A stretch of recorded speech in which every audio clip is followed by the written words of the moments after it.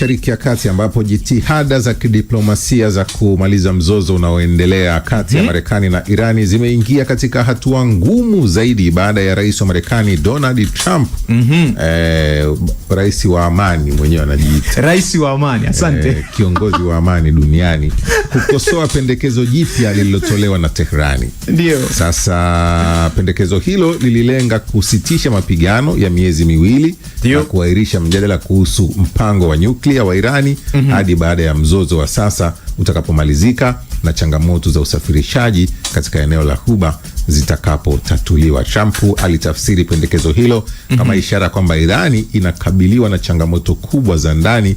Katika ujumbe uliowekwa kwenye mtandao wake wa Truth Social, alidai kuwa Teherani iko katika hali ya kuporomoka na inajaribu kutatua matatizo ya uongozi wake wa ndani, huku ikiomba kufunguliwa kwa mlango bahari wa Hormuz ili kurahisisha usafirishaji katika eneo hilo. Exaud, wakati Donald Trump akiingia madarakani Januari mwaka 2025, aliwaahidi wa Marekani vitu vingi sana vizuri, mojawapo ikiwa ni kushusha mfumuko wa bei, lakini pia jambo la pili kuhakikisha kwamba nchi yake haitajihusisha kabisa na masuala ya vita. Kwa maana hiyo wanajeshi wote walio katika mataifa mbalimbali ya dunia wakipigana vita mbalimbali au kushiriki katika namna moja au nyingine vita zinazoendelea, wote angewarudisha nyumbani. Na wakati huo wa Marekani walikuwa na mkubali kwa 47%. Lakini juzi wakati gazeti la Reuters kwa kushirikiana na mtandao wa Ipsos walipofanya utafutaji wa maoni ya jumuiya au umma kuhusiana na namna ambavyo yanakubalika kwa siku 4 kuanzia Aprili 15 mpaka Aprili 20, takwimu zinaonesha kwamba umaarufu wake mpaka sasa hivi hadi kufikia Aprili 20 umezidi kushuka zaidi kufikia 34%. Kwa maana hiyo unaweza ukaona kwamba ni watu 34% tu ndio wanaomkubali, wakati 66 wanaona kwamba hafanyi vizuri, na wanataja masuala mawili kama msingi wa kutokumkubali. Kwanza, namna anavyoshughulikia mfumuko wa bei wa bidhaa za kawaida, lakini pili, swala la Iran na jinsi ambavyo linaendelea, watu wanafikiria kwamba halishughulikii vizuri. Na awamu hii, tofauti na zile takwimu ambazo tulikutana nazo za NBC News wiki iliyopita, sasa hivi hata ndani ya Republican, chama chake mwenyewe, inaonekana anazidi kupoteza ushawishi, kwa sababu kwa mujibu wa matokeo ya Reuters inaonyesha kwamba hata ndani ya wa Republican wenyewe 78% ndio ambao wanaonekana ndio mpaka sasa hivi wanaendelea kumuunga mkono, wakiamini kwamba anafanya kazi nzuri, wakati 41 hawaridhishwi na utendaji wake, hasa namna anavyoshughulikia masuala hayo ambayo tumeyataja, ikiwemo hilo swala la kushughulikia kupanda kwa gharama ya maisha, lakini pia hiyo issue ya inayoendelea Iran. Kwa hiyo wakati haya yanatokea, mibinyo hiyo kwa upande huo, akiendelea kushinikiza kwamba pendekezo lililoletwa na Iran ni bovu na no more Mr. Nice Guy, kwamba sasa anataka kwanza. Jana aliweka picha kwenye ukurasa wake akiwa ameshika silaha nzito na miwani. No more Mr. Nice Guy. No more Mr. Nice Guy. Hakuna tena mtu. Hapo umezungumza kwamba ndani hakujakaa, ndo kama hizi takwimu zinavyoonyesha kwamba kunaendelea kutukuta zaidi. Kama amemaliza kuwa mwema anaposema, yani kwamba kinachofuatia sio wema. Lakini sio mara ya kwanza anatamka hilo. Sasa pendekezo la Irani kwa wale ambao hawakulisikia vizuri, pendekezo la Irani lilitaka masuala ya nyuklia yawekwe pembeni kabisa kwa muda ili kutoa nafasi ya kusimamisha mapigano na kushughulikia changamoto za usafirishaji katika eneo la Ghuba. Unajua pendekezo moja wapo kabisa kubwa kwenye mapendekezo ya Marekani ni kutaka kuzungumzia masuala ya nyuklia. Ndio. Iran anasema tuweke pembeni kabisa huo mjadala, tuanze kuzungumza sasa mambo ya usafirishaji kwanza. Ndio. Hata hivyo, msimamo wa Marekani kama ulivyoelezwa na Trump ni kwamba mjadala kuhusu nyuklia ni sehemu muhimu ya mazungumzo yoyote mapya na hauwezi kuahirishwa. Kwa tukikutana tunaanza nyuklia.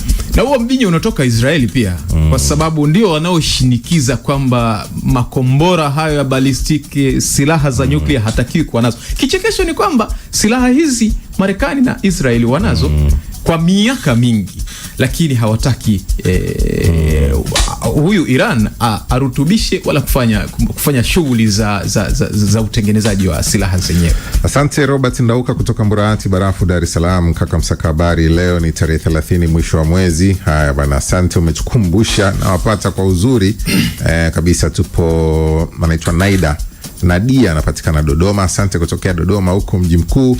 The Big Mpiana, rais wa Ubungo Explosive Family International. Asante kwa ujumbe wako pia. Mago kutoka Mabibo nimekuona. Anasema wakimbizi kuja Afrika Mashariki, wenyeji na viongozi hawana tabia ya kuhoji hata kama wanamuhisi si raia. Inawezekana pia inawezekana. Sisi ni tunaamini kila mtu tunayemwona mbele yetu ni mwema. Na hiyo ndio naweza mimi mara kadhaa nimesema Exaud kwamba ndio moja kati ya changamoto za kukaa kwenye amani muda mrefu, kwamba inafika mahali nikimwona Exaud kwa sababu nimezoea kumuona Leona, John na wengineo ni wema tu, hata huyu atakuwa ni mwema. Pamoja sana katika habari mbalimbali. Anaitwa Franki Msaada Ndalu, pande za Singida Muungano Mpamba. Asante kwa ujumbe wako pia. Anaitwa Saidi Ngura, nipo Lamba Singida, waamke anawaamsha ndugu zake. Lakini pia asanteni kwa wale ambao mmetuandikia ujumbe kupitia kwenye ukurasa wetu wa YouTube. Nimekuona Big Mpiana, nimekuona Ahmed Rufaa anasema tunashukuru, tumeamka fresh, tunapata taarifa mbalimbali kwenye kipindi chenu pendwa kweli kweli. Asante. Dickson Kiswaga pia nimekuona, anasema wanasiasa wengi wanavyoomba nafasi za uongozi wananyenyekea na kuahidi mambo ambayo baadaye hawayaishi.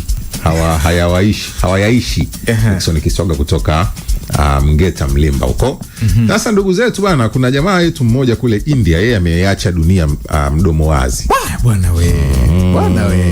Sasa wafanyakazi katika benki moja pale wilayani Kenduja, jimbo la Odisha nchini India walipatwa na mshangao baada ya mwanaume mwenye umri wa miaka 52 kuibuka pale benki akiwa na mwili wa dada yake aliyefariki.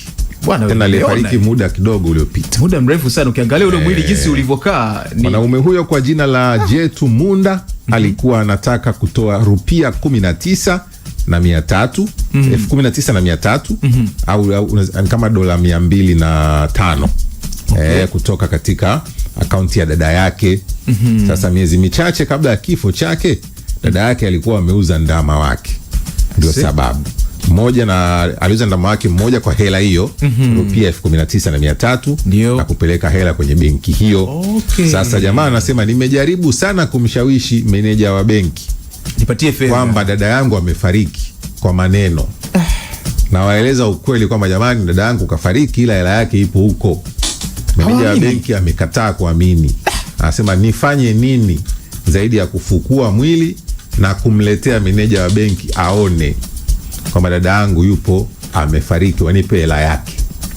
Lakini Exaud, unajua hii iliwahi kunitokea pia bwana. Wakati mmoja nimekwenda benki moja ninayotumia bwana, nikasaini inasemekana ile kuna namna ambavyo lile tumbo la nyuma lilivimba kuliko inavyoonekana kwenye mashine wakati na sign mwishoni.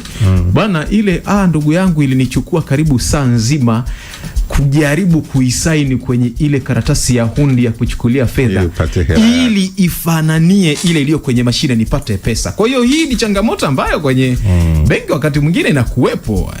Inakuwepo changamoto za hivi zipo. Anasema meneja alinilazimisha na kunisisitiza kuwa lazima nilete uthibitisho wa kifo chake. Ndipo nikaleta mwili wa dada yangu kama uthibitisho. Kulingana na bwana huyu, aliwasili mapema katika eneo la kuchomea miili lililopo umbali wa kilomita 3 kutoka kijijini kwake, ambako alikusanya mabaki ya dada yake akayaweka kwenye mfuko, kisha akabeba hadi eneo iliyopo benki hiyo. Wafanyakazi wa benki waliwaita maafisa wa polisi chap ambao walimshawishi Jaitu kuwa na matakwa yake yatashughulikiwa na kumsia arudishe mwili wa dada yake makaburini. Bwana kaambaliza uthibitisho, huku kibongobongo ungeweza kaleta vyeti cheti cha kifo, akaona sasa cha kifo wakati mwili upo, twende nimpeleke. Sasa huo ni ujasiri usio wa kawaida, yani kubeba. Meneja ataamua abishe tena kwamba dada yako hajafariki. Watu bwana huwa wanafika hela bwana, hela hii bwana, hela inavyotafutwa, hela jinsi inavyotafutwa bwana, inatafutwa kwa namna tu. Lakini kwa nini tufike mahali mtu kweli mtu mzima wa miaka 50 na kweli anaweza kwamba adanganye hata siku na ndugu, basi unaweza kukuta pengine alileta rafiki zake wakathibitisha, bado usiamini. Na alivyokuwa, ukiangalia jinsi alivyokuwa anatembea mtaani, mimi niliona ile picha mjongeo bwana, au video ile, jinsi anavyotembea, anatembea kijasiri, yani kama vile amebeba kitu. Lakini yale mabaki ukiangalia jinsi ile kule ni sandarusi, siji ni gunia, anatembea kijasiri, yani kama mtu aliyechefuka kwamba bwana sasa yani inabidi niwahi haraka. Kwa mtu ambaye hajaona hizo video, unaweza ukapita kwenye mitandao ya kijamii uko zipo, ukajionea na picha za huyu bwana ambaye yeye ameenda kuthibitisha kifo cha mtu kwa kupeleka mwili. Sema kwa wale watu ambao labda pengine wana phobia ile ya kuona, maana jinsi unajua ule mwili jinsi ulivyo, usitazame kwa kweli, kwa sababu jinsi ule mwili ulivyo, na maana sehemu nyingine ya juu imefunikwa na nafikiri ile ilikuwa ni sandarusi au nini, alafu upande wa miguu chini huku kote kuko wazi. Sasa jinsi ule mwili ulivyo, hasa sehemu ya miguu, kwa mtu ambaye ana phobia ya kuona vitu kama hivyo, anaweza sijaribu kwa kweli, bibi tusishauri kwamba jaribu kwa kweli. Pamoja sana. Anaitwa Oswald Sandru maarufu jina mzee, niko pande za Bukoba Kahororo maduka matatu. Asante kwa kutufuatilia pia. Huyo anasema habari Mtei, kipindi hiki ni kizuri, naitwa Songoro wa mjini Tabora, ila narudisha nyuma kidogo. Mgogoro wa Irani, Marekani na Israel walisema sababu ya kuishambulia Irani ni kuharibu vituo vyote vya nyuklia vya Irani. Sasa swali langu kwa mchambuzi, Marekani wanataka mazungumzo, je, walishindwa kuvishambulia wakati wa vita vituo hivyo na wakaviangamiza? Swali kwa Chakupewa Soza. Vituo Marekani wamefanya mashambulizi katika maeneo tofauti. Unajua Iran ni nchi ambayo iko complicated kidogo.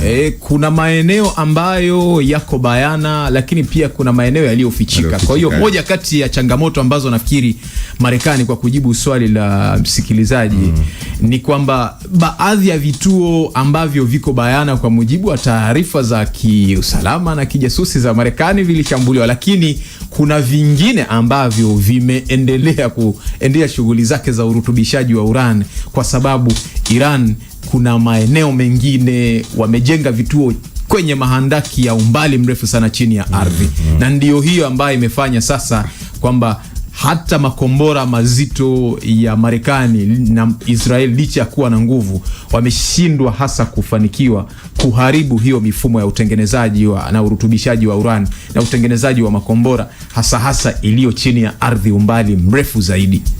Huyo anasema jamaa alibeba mwili na ujasiri kweli kweli. Ramadhani Kimweri Keo Nyango kutoka Tanga Muheza huko. Asante. Huyo meneja wa benki anasema ameshakula hela. Je, akisubutu kukubaliana na mdai wake pesa ataipata wapi? Sasa meneja ajala hela. Hii ni taarifa tu kwamba alitakiwa alete uthibitisho benki. Sema Exaudi, kuna hoja nafikiri ni mbunge mmoja hata hapa Tanzania aliwahi kuuliza bungeni kwamba hizi fedha za mtu kwa mfano anakuwa ameweka benki halafu ikatokea akafariki, huwa zinakwenda wapi? Kuna huo mjadala tutakuja kuuliza wataalamu wa fedha.